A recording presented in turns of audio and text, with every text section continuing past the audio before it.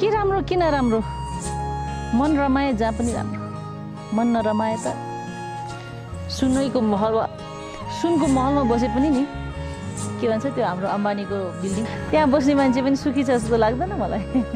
कति डर र त्रासमा बाँच्नु परिरहेको छ है तर फेरि कोही जङ्गलमै बसिया छ गुफामै बस्दा पनि डर छैन मन आनन्दित छ यो सबै कुरा मन मेरो गुरुहरूबाट फुलको आँखामा फुलै संसार काँडाको आँखामा काँडै संसार झुल्किन्छ है छाया वस्तु अनुसार काँडाको आँखामा काँडै संसार फुलको आँखामा फुलै संसार